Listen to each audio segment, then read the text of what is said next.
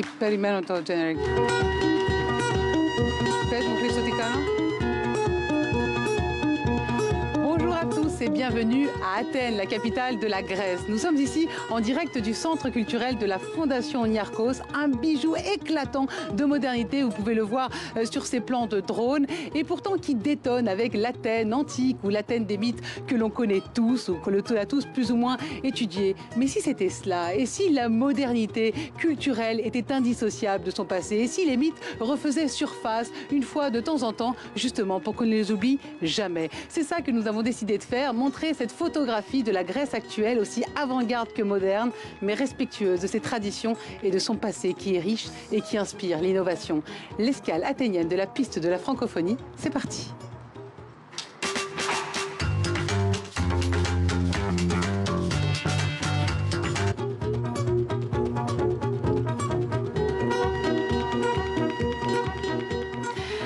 Comment ne pas commencer cette émission par Nana Mouskouri. Bonjour Nana Mouskouri. Nana Mouskouri est une star internationale, une star sans paillettes mais aussi discrète, une star qui a une voix unique et une voix qui a réussi à lui ouvrir les portes du monde entier. Bonjour Nana Mouskouri. Donc, bonjour Alexia, merci beaucoup de m'avoir invitée.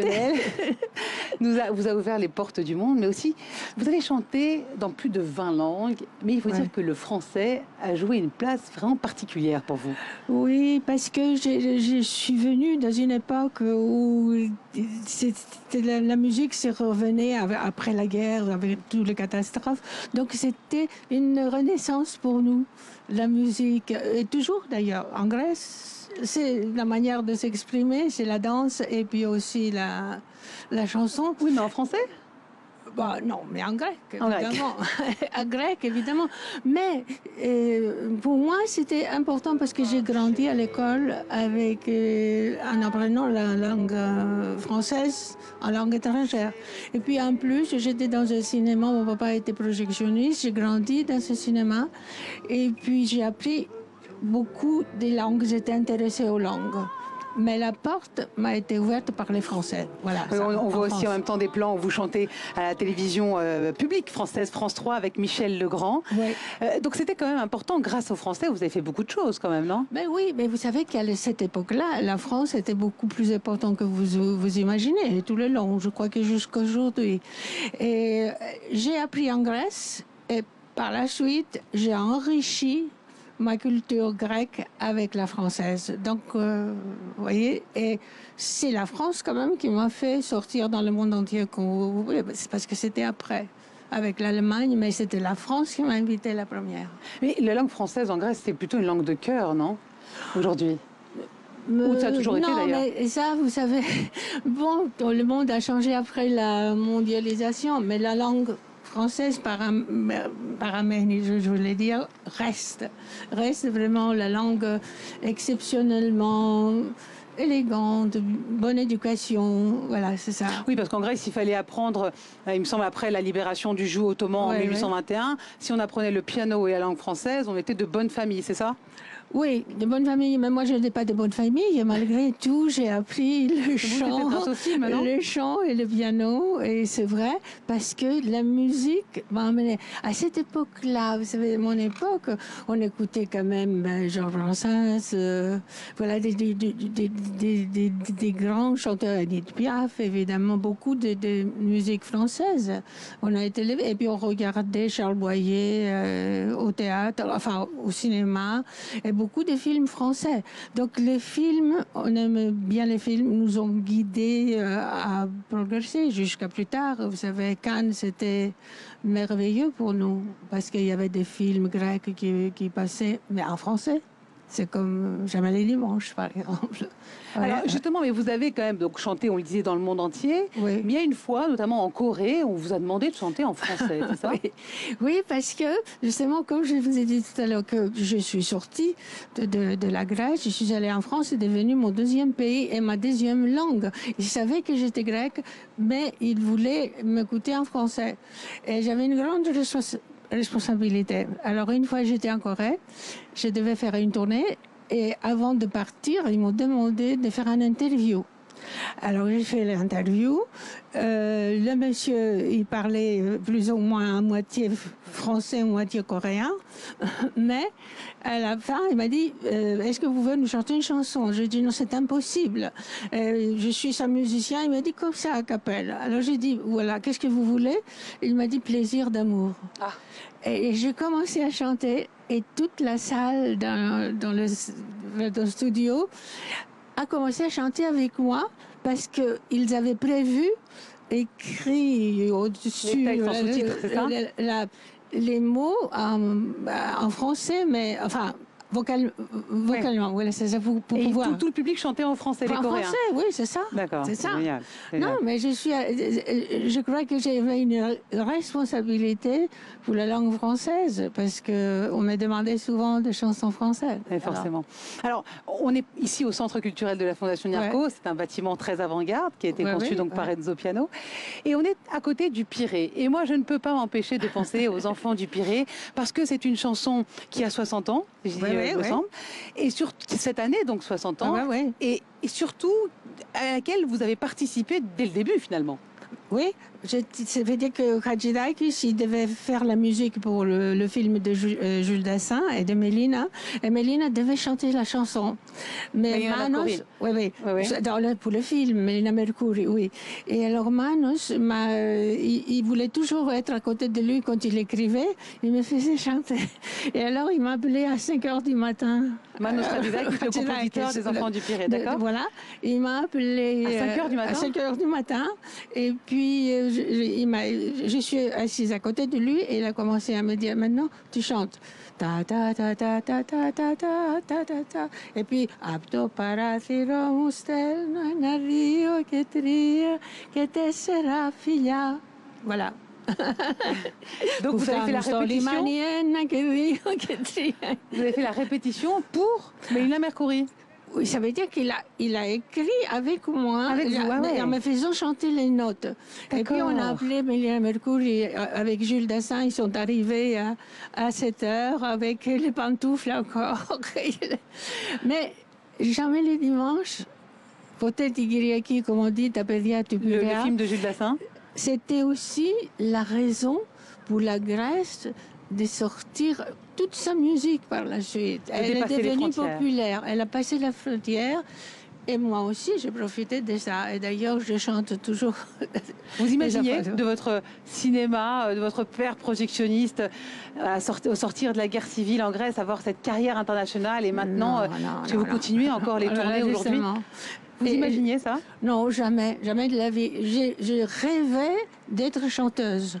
Et alors, ça m'a pris toutes ces années pour devenir. Et j'ai commencé en Grèce. Après, je suis allée en France pour apprendre. Et je continuais et j'apprends toujours. Voilà. Nana Mouskouri, merci beaucoup. Merci beaucoup d'avoir inauguré donc notre escale athénienne de la piste de la francophonie. Et de très bons voyages en français, on l'espère aussi. Merci beaucoup. C'est Anna-Maria Kosmoglou qui va me rejoindre à présent du département des donations de la Fondation Niarchos qui a donc financé ce bâtiment de le centre culturel de la Fondation Niarchos. À tout de suite.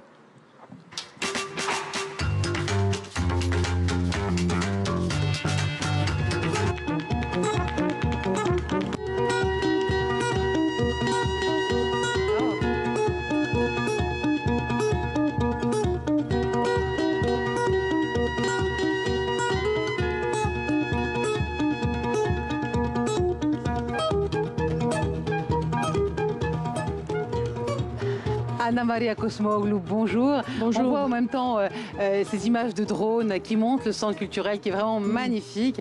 Alors vous faites partie justement du cœur de ce projet puisque vous êtes au département des donations de la Fondation Niarchos. Exactement. Cette Fondation Stavros Niarchos, comment est-ce qu'elle a décidé de faire ce centre culturel?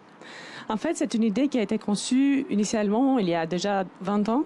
Oui. Il y avait eu 2 demandes de la part de la Bibliothèque nationale et de la part de la Bibliothèque de l'Opéra national pour l'amélioration de leurs locaux. Finalement, on a eu une très étroite collaboration avec l'État grec et des institutions. Et finalement, on a cette œuvre qui est magnifique. C'est un point de repère urbain, scientifique, culturel, éducatif, environnemental, Et j'aurais dit aussi des rayonnements internationaux. Oui, alors, donc, si je comprends bien, il y avait deux demandes et vous les avez mis toutes les deux. Donc, on voit, il y a deux bâtiments. Il y a l'Opéra national d'Athènes d'un côté, la Bibliothèque nationale avec des milliers d'œuvres, même de l'Antiquité, qui sont absolument magnifiques. Et un troisième pôle. Et un troisième pôle, voilà, c'est ça. Qui est le parc. Voilà, exactement, le parc. Et il y a aussi beaucoup d'activités. Mais alors, qu'est-ce que c'est que toutes ces activités? Parce qu'il y a même de la danse grecque. J'ai vu, le programme est absolument magnifique. Il y a des activités pour tout le monde. Il y a un effort de s'ouvrir à la société. Oui. Des activités, des programmes éducatifs, culturels, sont tous gratuits, sont tous accessibles pour tout le monde. Par exemple, des séminaires pour des personnes âgées, des jardinages pour les petits, de tai chi, des concerts, des cinémas en plein air, des spectacles, des activités sportives. J'aurais dit, on est fiers de pouvoir dire qu'en 2018, il y a eu 5,3 millions de visiteurs. 53 millions, c'est énorme. Mais alors du coup, en tant que Fondation Niarchos, c'est pas que grec, vous avez vraiment un rayonnement international dans vos actions aussi, non? Oui, en fait, la Fondation, notre fondateur est grec. On a un rôle très actif en Grèce, mais aussi à travers le monde pour soutenir l'hellénisme, mais aussi non seulement. Il y a eu plusieurs dons. Par exemple, pour le projet de la rénovation et de la programmation de la Bibliothèque publique de New York, ou aussi celui de la rénovation de la Bibliothèque nationale de France. Notre exemple, ça pourrait être la création de l'Institut Agora de l'Université Johns Hopkins pour la promotion du discours ouvert et démocratique et de l'esprit civique. Wow, donc la démocratie a toujours un rôle très fort et l'éducation, c'est ça? Exactement. C'est vos points. C'est très important. C'est un des 4 secteurs de notre activité: éducation, agriculture, action sociale et santé et sport. Anna Maria Cosmoglou, merci beaucoup. Donc, je rappelle que vous êtes du haut département des donations de la Fondation Stavros Niarchos, qui a donc financé ce centre culturel de la Fondation Niarchos. Alors justement, Anna Maria Cosmoglou nous parlait de cet hellénisme, de la volonté de perpétuer l'hellénisme et ses traditions. Eh bien, ce n'est vraiment l'une des problématiques qu'il y a en Grèce, et ce n'est même pas une problématique, c'est un effet de conservation. J'ai envie de vous emmener maintenant à la fabrique Mendis. Qu'est-ce que c'est? C'est une passementerie, la passementerie qui faisait notamment les pompons, vous savez, que portent les Evzones, ces soldats à jupette aux 400 plis que l'on peut voir dans le centre d'Athènes et qui protègent la tombe du soldat inconnu.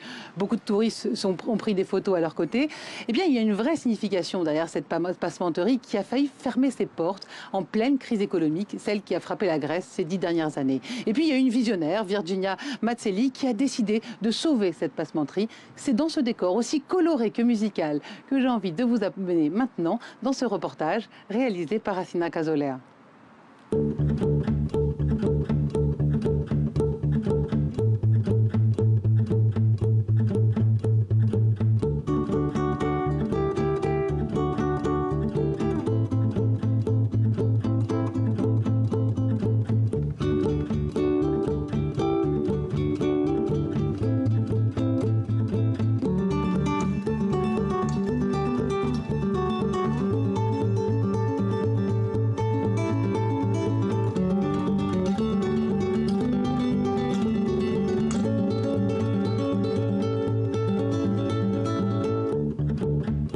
La maison Mendis est fondée en 1820 par mon grand-père Spiros Mendis. Il était en Arcadie, mais il a déménagé à la ville de Nafplion, qui était la première capitale de Grèce.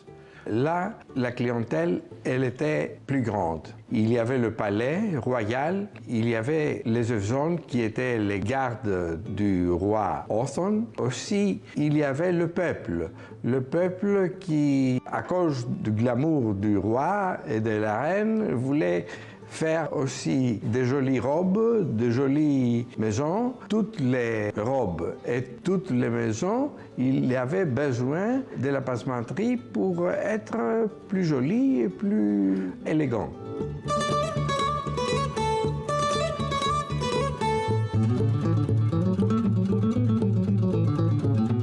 La manufacture de passementerie Mendis, après, elle a déménagé à Athènes, suivant sa clientèle principale, qui était la cour royale de Grèce et la garde du palais. Pendant les 150 ans de son fonctionnement, l'entreprise est restée entre les mains de la famille Mentis et a servi une clientèle d'une très vaste gamme. Quelques décennies plus tard, on arrive dans les années 2010, les années tristes de la crise économique de Grèce, où la famille Mentis décide, sous la pression de la crise économique, de fermer l'entreprise. Et c'est à ce moment-là qu'intervient le musée Benaki, un musée des plus grands musées de Grèce, et qui prend l'initiative d'adopter, si vous voulez, cette manufacture de passementerie historique.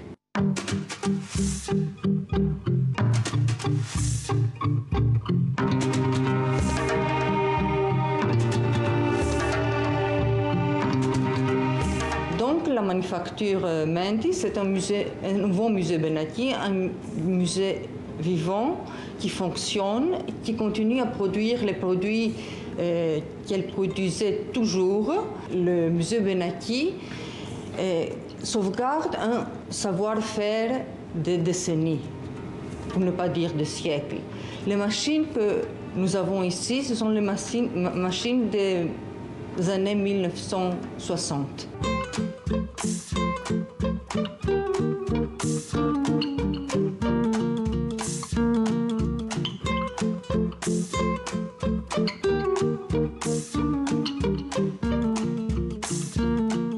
Dans son effort de sauvegarder cet ancien savoir-faire, le musée Mentis collabore dans une base un peu permanente avec l'école des arts et ingénieurs textiles d'Athènes. Le musée reçoit aussi des étudiants de l'étranger qui viennent ici être formés dans cette formation que peut offrir le musée Mentis.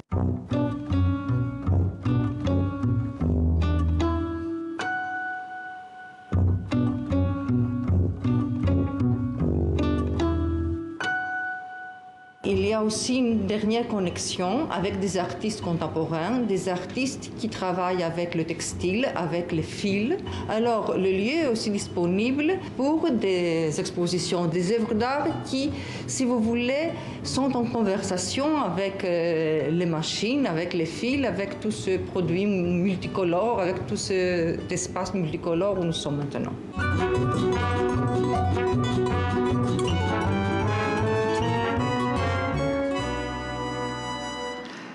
De retour ici au Centre culturel de la Fondation Stavros Niarchos. Alors, effectivement, c'est un bijou de modernité, mais tout n'a pas été si simple pour le construire, parce qu'on est en Grèce. Et en Grèce, il suffit de creuser pour tomber sur ce passé, qui est aussi riche que mystérieux. Stella Chrysoulaki, bonjour. Vous êtes l'archéologue en chef du chantier de ce centre culturel de la Fondation Stavros Niarchos. Et en creusant, vous avez trouvé une centaine de corps, de squelettes, on va dire, d'enfants qui étaient enchaînés. On peut parler d'un cold case. Et vous avez fait un travail de médecin légiste. C'est ça, qu'est-ce qui s'est passé? Voilà, il s'agit d'une énorme cimetière qui a servi à Athènes pour 4 siècles. Et les enfants, il y a une très grande majorité de tombes d'enfants, mais qui ne sont pas enchaînés. Ce qui étaient enchaînés, c'était de jeunes. Il y avait 2 tombes qui étaient des tombes communes, dont une où on peut trouver des squelettes de jeunes gens qui ont été condamnés à mort et qui ont été tués, enchaînés. Et alors là, du coup, vous remontez le fil de l'histoire, c'est ça? Et qu'est-ce qui en découle? Il s'agit d'un massacre, si vous voulez, et d'un crime politique. Parce qu'il s'agit de jeunes gens qui ont été très bien nourris, très bien des athlètes, des gens qui pris part peut-être à ces coups d'État, le premier coup d'État politique qu'on connaît dans l'histoire d'Athènes, les coups d'État de Cylon vers la fin du 7e siècle, vers la fin de l'époque, enfin à l'époque archaïque. Donc avant la démocratie. Oh oui, juste au moment où on était à une Athènes qui était en lutte, les aristocrates étaient en lutte entre eux pour le pouvoir. Et donc cet incident, si vous voulez, c'était peut-être inscrit dans cette lutte pour le pouvoir, pour devenir des tyrans. Un parmi eux voulant devenir un tyran. C'était un coup d'État avorté. Et Cylon, qui était un aristocrate très beau, la beauté était quelque chose, le point faible des Athéniens toujours. Et donc, il était suivi justement parce qu'il était athlète, il était vainqueur aux Jeux olympiques, il était aristocrate et très beau. Et donc, mais il n'a pas réussi son coup d'État. Et ses disciples ont trouvé asile dans le Parthénon, dans le temple d'Athéna. Et 80 personnes, plus ou moins, qui ont été trouvées ici, enchaînées et tuées avec un coup de grâce sur la tempe. C'était peut-être ses disciples qui ont été tués, bien qu'ils ont demandé la grâce de la déesse et que normalement, ils devraient être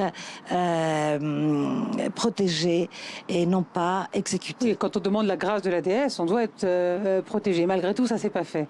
Et c'est pour ça qu'ils ont été, on va dire, enterrés en dehors d'Athènes? Non, la cimetière est un énorme cimetière qui est évidemment en dehors des murs d'Athènes, Ouais. mais dans les murs d'Athènes, dedans, dans la ville, et on n'enterre personne. C'est pas parce qu'ils ont été condamnés qu'ils étaient ici. C'est parce que c'était le premier port de la ville, le port de Phalère, le port archaïque, qui a servi Athènes jusqu'aux guerres médiques contre les Perses. Mais ce qui est important de cette histoire, c'est le fait que la famille qui a procédé à ces crimes moraux, contre la morale, contre les credos pour les dieux, enfin la protection des dieux, etc. Et des gens qui étaient sous la protection, qu'on ne touche pas. Et cette famille qui s'est avérée beaucoup plus tard être la famille de Périclès lui-même par sa mère, et ben cette famille a reçu la souillure de la déesse. Ah. Et par des procédures très longues, finalement, Athènes est arrivée à la démocratie juste parce que justement il y avait une lutte entre eux, justement parce qu'ils ont commis cette souillure majeure morale.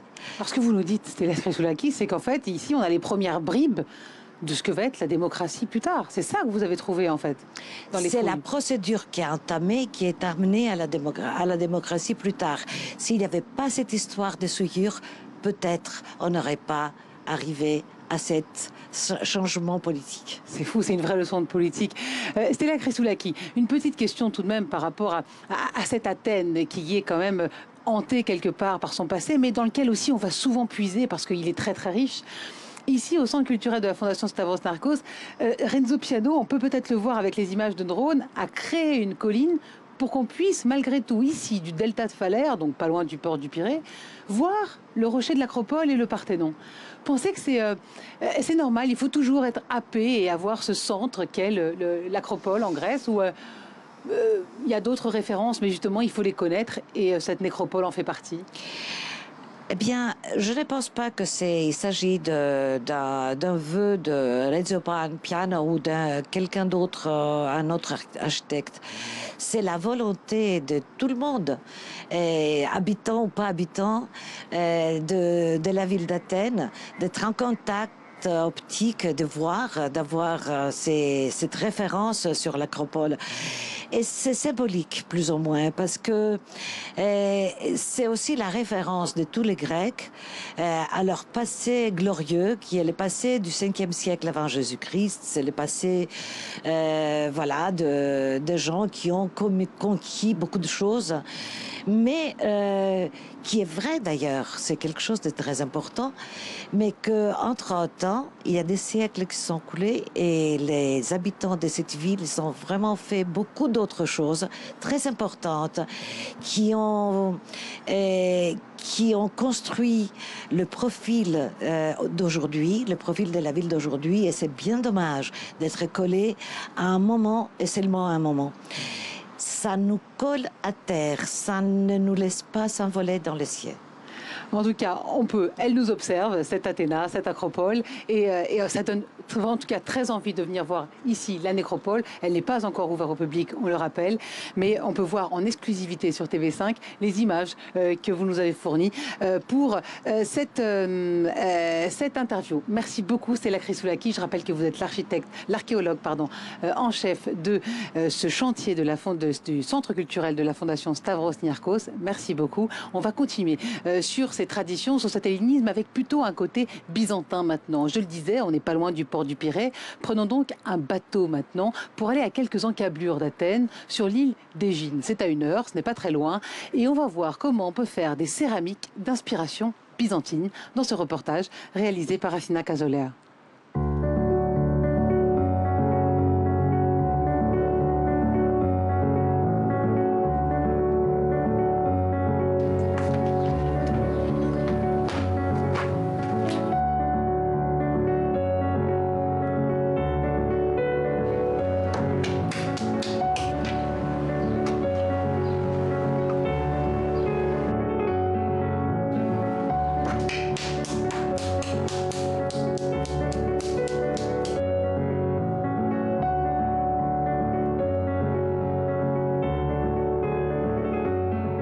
Je suis Théodora, je suis céramiste, installée avec ma famille à Égine, qui est une île dans le golfe Saronique en Grèce, depuis près de 30 ans.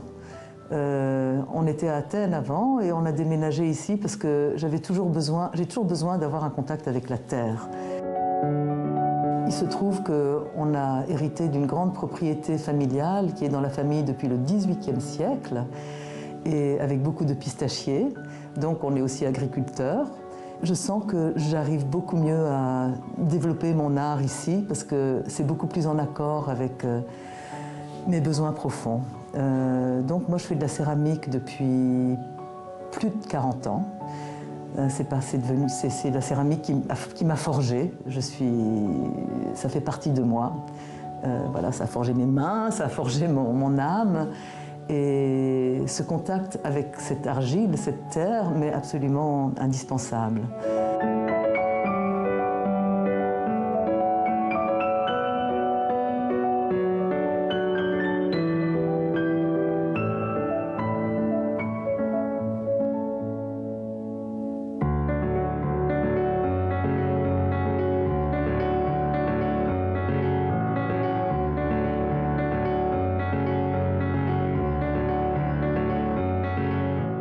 En ce moment, je travaille sur des pièces de la céramique byzantine. Je transforme aussi.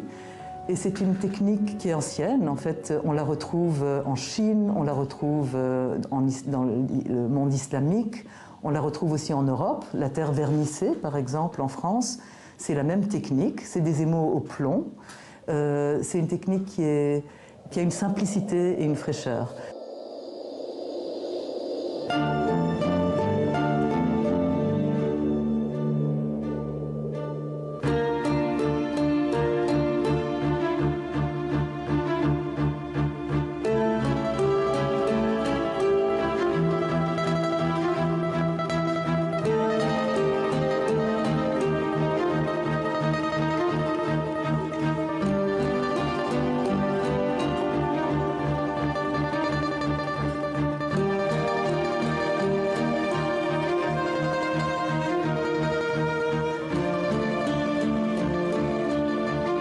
Je m'inspire donc des pièces byzantines et soit je fais des copies, soit je fais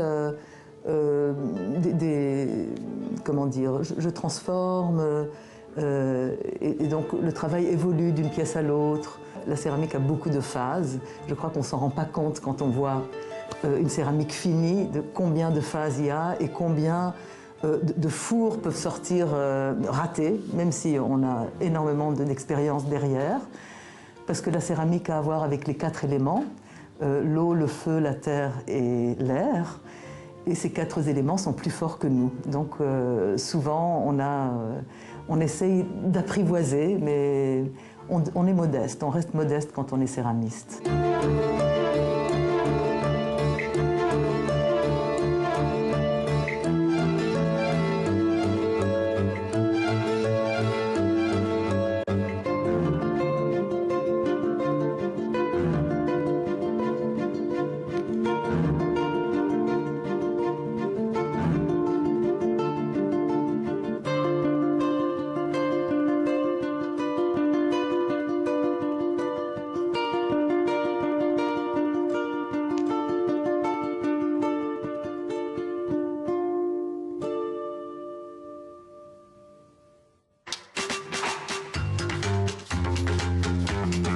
Je peux vous le dire, ils sont très très sympas ces céramiques. Regardez, on en a même sur la table. On s'en est servi de décor pour cette émission.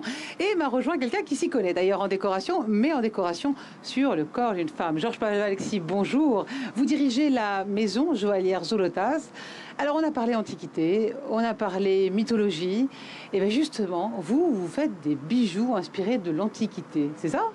Bonjour Alexia, bonjour à tous les spectateurs de TV5 Monde. Alors c'est vrai, la maison Zolotas va fêter ses 125 ans en 2020. On s'est toujours inspiré de la mythologie et de l'antiquité grecque pour créer nos collections de joaillerie depuis les années 60. Mais depuis, nous évoluons dans des collections modernes, toujours inspirées de l'antiquité grecque. Et par exemple, on s'inspire des lions de Mycène pour en faire des colliers, des bagues et des bracelets en or et en argent. Ça doit être hors de prix, non ? Écoutez, on est dans le luxe, on est dans la joaillerie fine et dans la haute joaillerie. On utilise des matériaux nobles, tels l'or, l'argent, les pierres fines et les pierres précieuses.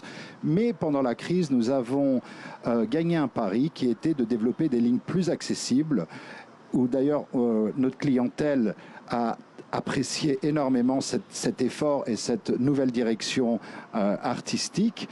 Donc nous avons fait plusieurs collections nouvelles et accessibles en termes de prix.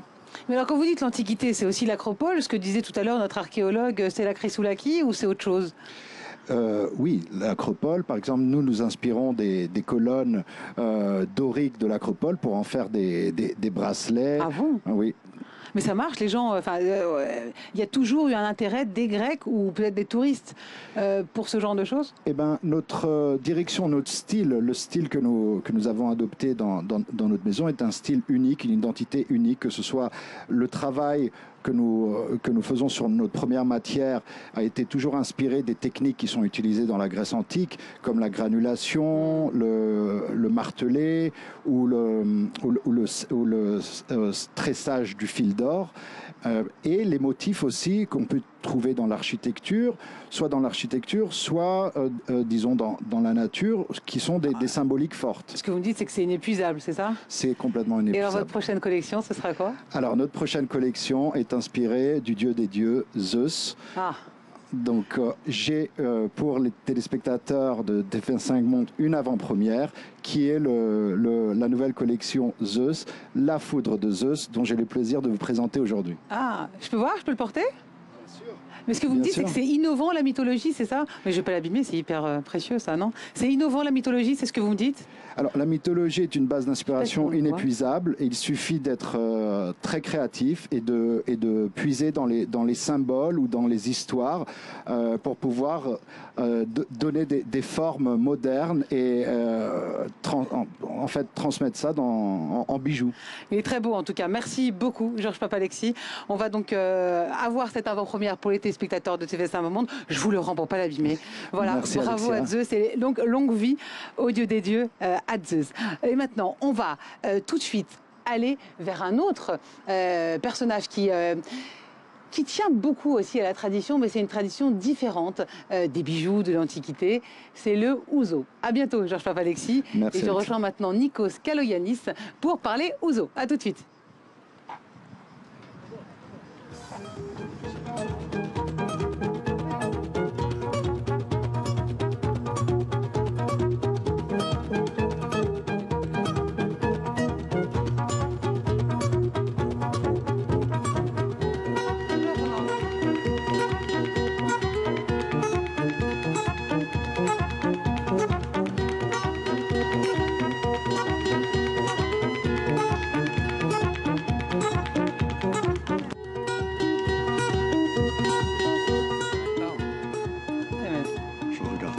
Je disais qu'il fallait qu'on parle ouzo, je me suis tout de suite levée pour parler ouzo, vous comprenez? Alors, Nikos Kaloyannis, vous êtes non seulement le président des distillateurs de ouzo en Grèce, le président du Ouzo Plomari. L'abus d'alcool est dangereux pour la santé, surtout, il faut le rappeler. Mais ici, on a l'impression que c'est vraiment une tradition plus qu'une boisson, c'est ça le ouzo? Oui, c'est la boisson traditionnelle grecque. C'est lié avec la joie, la camaraderie. C'est une boisson qui ne se boit pas seule. On la boit entre copains, ce qu'on appelle paréa en grec, et avec des petites bouchées chaudes ou froides, et autour des discussions interminables, politiques, philosophiques, culturelles, amicales, et parfois animées. Animé, on peut se disputer, c'est-à-dire que... Donc vous dites que le ouzo apaise les tensions, c'est ça? Non, on sait que ma grand-mère, quand j'avais mal au ventre, quand j'avais mal aux dents, elle me passait du ouzo et paf, ça passait. C'est un mythe, ça, ou c'est vrai? Oui, tout passe avec l'ouzo. Ouais, ouais. Passe ici avec ça, à consommer avec modération. Bien sûr, absolument. Mais tu vois, c'est une boisson qui est directement liée avec le soleil, la mer grecque. Nos bouteilles sont très souvent utilisées comme décoration. Les touristes, et même les Grecs aussi, ils les remplissent avec de sable ou de coquillages, et les prennent avec eux, comme s'ils prenaient un bout de Grèce, tu vois. Et c'est pas une question de boisson, mais c'est un peu une transmission de notre culture, de notre façon de vivre. Un patrimoine. Patrimoine culturel, c'est vrai. Nikos Kaloyannis, on va aller chez vous, on va aller découvrir. Pendant que vous voyez ces images de drones magnifiques sur Athènes, on va s'envoler. On va prendre l'avion cette fois-ci. C'est pas comme le bateau pour Égine parce que c'est beaucoup d'heures pour aller à Mytilène. On va aller à Mytilène qui est la terre du ouzo, là où pousse ce fameux anis, qui est donc la base de cette boisson alcoolisée. Et je rappelle, l'abus d'alcool est dangereux pour la santé. Direction Plomari à Mytilène. Pardon, à Lesbos.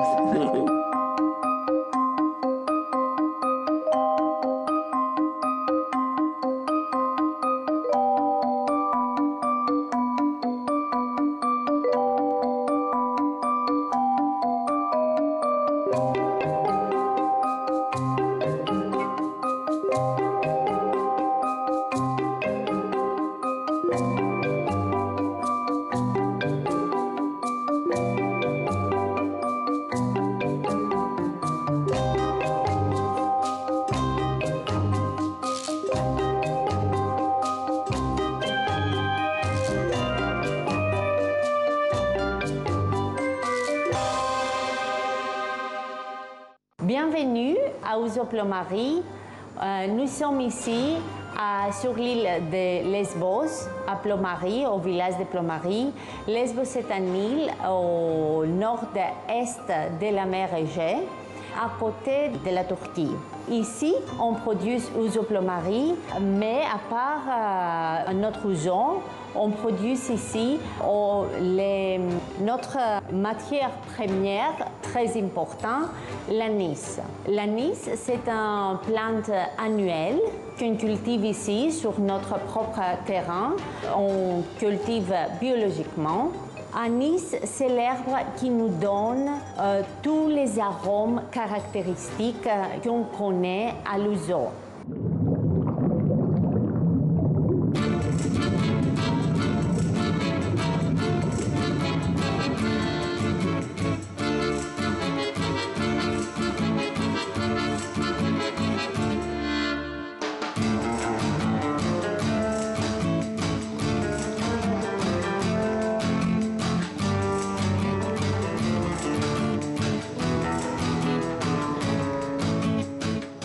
Ouzo, c'est comme autre boisson alcoolisée d'anis, mais sans différence importante des autres produits anisés qu'on trouve dans l'Europe, c'est qu'il faut avoir des distillations pour sa production.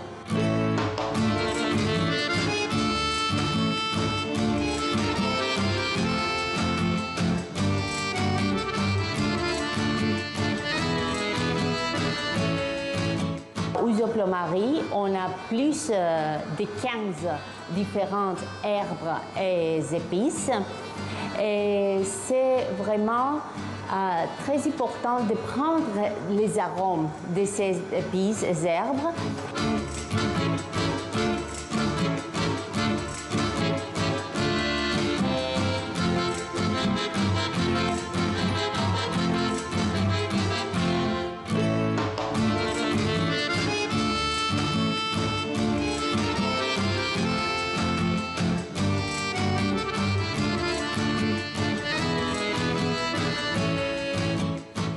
Ouzo, c'est dans les cultures grecques.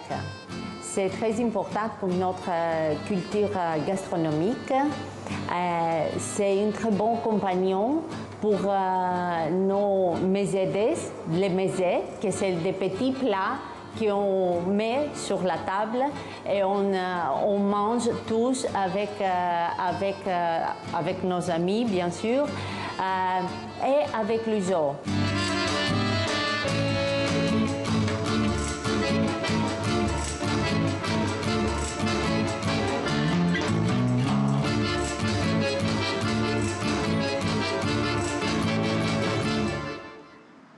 Allez, on s'est enivré et maintenant, on va revenir, mais peut-être toujours à ce côté un peu joie, musique, mais un peu plus moderne, puisque je reçois maintenant Hiro. Bonjour Hiro. Bonjour. Vous êtes très jeune, vous avez 28 ans, et vous parlez aussi le français, mais vous êtes né à Athènes, vous êtes grec, et vous êtes un peu notre coup de cœur, parce que malgré tout, vous faites du rap en français. Alors, c'est vraiment difficile, parce qu'il faut vraiment manier la langue française. Comment est-ce que ça vous est venu et pourquoi du rap en français et en Grèce? Oui, en fait, j'ai toujours adoré le français. Je l'ai appris à l'école. Ouais. J'écoutais du rap français et pas du rap grec. J'écoutais aussi le rap américain, mais le rap français avait une tonalité originale et inspirante pour moi. Alors, j'ai commencé dans ma chambre et très vite, j'en ai fait un album. Mais alors, vous rappez pas du tout en grec, que en français? C'est ça. C'est fou ça. Et alors, vous faites des concerts maintenant et vous avez un nom de scène qui est MC Roi, donc de Hiro, vous faites Roi. Et alors, comment ça se passe? Vous faites des concerts, c'est ça, dans des clubs, j'imagine, de jazz autres, en français pour un public grec? Oui, les gens ont vite adoré et j'ai été très sollicitée. Les Grecs, vous voyez, ne comprennent pas forcément toutes les paroles, mais ils gardent des petits mots par-ci, par-là. Je me fais un concert sur la place centrale d'Athènes, devant le Parlement. Et je me produis aussi dans des bars de jazz. Souvent? Vous le faites souvent? Oui, c'est en fait le contact avec le public qui est vraiment enthousiasmant. Oui. Vous avez aussi un fan club, parce que nous, on vous a vu avec, notamment sur les réseaux sociaux, vous êtes assez actifs, vous faites des chansons, vous produisez beaucoup de chansons en français? Oui, oui, c'est ça, c'est ça. Et je prépare aussi un nouveau album maintenant. Ah, très bien. Alors, et ce sera aussi, donc j'imagine en français. Oui. Ça donne envie de vous écouter. Alors, on va vous écouter. Vous m'avez préparé un petit truc quand même, non? Une petite chanson. Alors, cette chanson, elle s'appelle La vie en Ro. La vie en Ro, Ro de Hiro. Oui. Qu'est-ce qu'elle raconte rapidement, avant de vous écouter? Qu'est-ce qu'elle raconte, cette chanson? C'est un peu pour ma vie, mes sentiments, que j'ai deux caractères. Le jour et la nuit? Deux couleurs, ouais, le jour et la nuit, le blanc, le noir. C'est ça. Alors, vous prenez un peu, c'est ça, le titre de La vie en rose que vous faites version Hiro, c'est ça? Exactement, c'est ça. Oui. Et vous continuez à écouter beaucoup la musique française? Oui, toujours, chaque jour. C'est ça qui vous inspire? J'adore, ouais. Ça m'inspire beaucoup. D'accord. Hiro, on a très très envie de vous écouter, mais avant de vous écouter, on va se connecter avec Bamako. Pourquoi? Eh bien parce que Bamako, c'est l'émission qui suit dans ce relais de la francophonie à travers le monde, ce marathon qui a commencé depuis ce matin sur les antennes de TV5 Monde. Alors Sidiki, Dominique, est-ce que vous m'entendez? Est-ce que vous êtes là? Est-ce que vous entendez Athènes? Oui, bonjour Alexia, Bamako vous entend. Nous sommes bien là en direct depuis les berges du fleuve Niger avec Sidiki Ndambélé, mon confrère de l'ORTM. On vous attend d'ici quelques instants. On a plein de choses à vous faire découvrir du Mali. À tout de suite. Merci beaucoup Bamako. On vous attend donc juste après pour l'émission. Moi, je vais vous remercier de nous avoir suivis ici dans cette escale athénienne. Une escale athénienne qui était riche, notamment en histoire, mais aussi en modernité, qui était assez colorée et aussi éclectique. C'était forcément une émission très difficile à préparer, mais vraiment très enrichissante grâce à ERT, la chaîne publique grecque. Je dis qu'elle est difficile parce que rien n'est simple quand on fait justement des émissions comme ça en direct. Et justement, c'est en direct qu'on va se quitter avec la jolie voix de Hiro, MC Roi, donc de son nom de scène, et sa vie en Ro. C'est à vous, Hiro. Si vous ne pouviez plus chanter. Oh, je ne vivrai pas. Redoutez-vous la mort? Moins que la solitude. Que je sois un ange. Je suis un ange. Que je sois un diable. Oh, un diable. C'est aussi insupportable. Des larmes noires et blanches. Noire blanche. C'est ça la vie en rond, meuf. Aime-moi, aime-moi. Je suis pas la plume sur le micro, ma vie c'est coloré, accro parfois à l'idée venue, c'est mis dans le cerveau. D'autres fois un ange m'a embrassé la vie en rond, une un paradoxo, venant de tout minot. Pas la surface qui m'agace, pas l'audace qui bombasse, l'audace qui fait face à cette étrange substance. À mon inconvénience, tout semble inefficace. Je trouve pas les mots justes, c'est non ma normalité. Moi je trouve jamais la rue du milieu. Maintenant si dangereux de se tomber un noir et bleu. Mémoire incolorée, raconte tout monter. Pour un cœur qui se cœur. Moins que la solitude. Pas de primes pour voler, c'est les déprimes des agoflés. La dame des accros suit ici, la meuf à surveiller. L'âme lâche noire, personnalité. De que j'étais petit enfant, j'avais connu la décevant, j'avais perdu cet équilibre du monde de grâce. Mais il m'a produit des glaces, mon corps que de l'apparence. Marchant dans le contraire, pitoise de circonstances. Qui met ça, c'est ma race, qui met l'as, toi voleuse de l'ambiance, déni à la violence, il y a de la méfiance. Pas ma brillante, pas d'effet de chagrin. Si c'est donc, c'est mon appel de douleur, tiens mon hip-hop ne sent de cœur, c'est comme une fleuve financièrement les synonymes du mort à peur. Ça t'a fait peur, ça t'a fait peur. Quelle belle robe.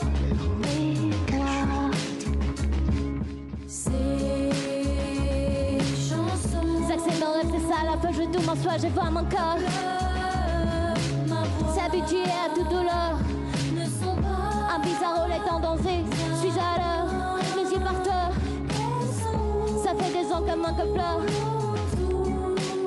Tu vois mon cœur qui pleure.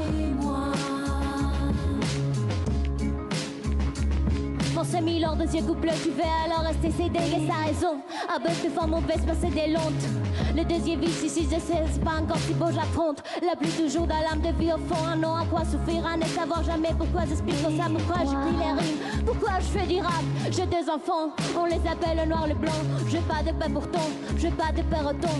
Je vois de l'amour, je vois de la haine, ça fait des ans que mon cœur pleure, s'habituer à tout douleur, c'est celle ma vague qui règne. Tiens mon milord, ça va, tu vois, je marche sur les côtés des désarrois.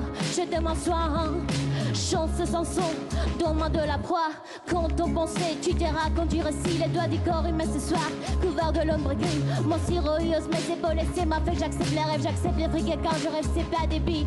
C'est ça l'affaire, c'est d'en finir quand tu filmes. Moi, ça m'inspire, c'est moi là que je dois partir, plus de lire les yeux sur mur. Et moi, il faut subir à mon histoire le blanc et noir. Quelle belle robe. C'est ça la fin, je tourne en soi, je vends mon corps. amitié et à toute douleur. Un bizarre est en danger, suis à l'heure, le jeu par terre. Ça fait 2 ans que manque pleure. Tu vas manquer de fleurs. Aime-moi, aime-moi, aime-moi.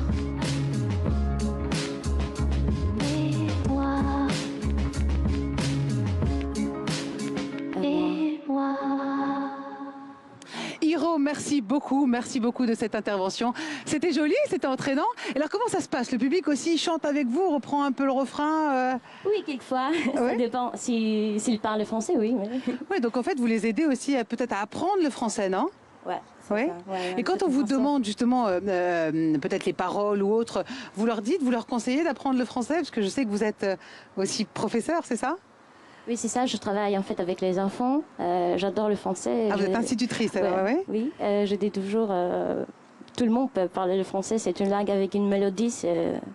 C'est vraiment magnifique. Donc, ce que vous dites, il y a un vrai lien en fait avec la Grèce, non? Oui. Il a toujours été, parce que vous, comment est-ce que vous avez appris le français? Je l'ai appris à l'école. C'était une école gréco-française. C'est pourquoi j'adore la langue. Vos parents le parlaient ou pas, non? Oui. Ah d'accord. Aussi. Et pareil, parce qu'ils avaient été dans une école gréco-française. Oui. Donc c'est bien, c'est qu'il y en a encore beaucoup et qu'il y a un intérêt. Exactement. Merci beaucoup. On espère vous entendre très très prochainement. Merci beaucoup. Et quant à moi, donc cette fois-ci, on va se quitter. On va se quitter avec des images de ce centre culturel de la Fondation Niarchos qui nous a accueillis. On en est très très fiers et très très heureux parce que c'était une belle émission qui nous a permis bien de photographier cette Athènes, cette Grèce qui est à la fois moderne, qui est attachée à ses traditions et qui a une réelle, non seulement mission, un poids, on va dire, de cette histoire, mais une envie de se servir de cette richesse pour justement innover. On l'a vu à tous les niveaux, tant artistique avec Nana Mouskouri ou avec Hiro, mais aussi plus culturel comme des archéologues ou alors plus des historiens. Et effectivement, c'est intéressant aussi pour innover. On l'a vu avec les hommes d'affaires, la bijouterie notamment, mais pas seulement. Et on l'a à tous les niveaux. C'est une Grèce qui marche, une Grèce qui s'exporte, une Grèce qui sort aussi la tête de l'eau après 10 années de crise. Donc maintenant, l'heure est venue de nous quitter, de passer le relais à Bamako. Très bonne continuation pour cette piste de la francophonie, ce tour du monde qui ne fait que commencer. À bientôt.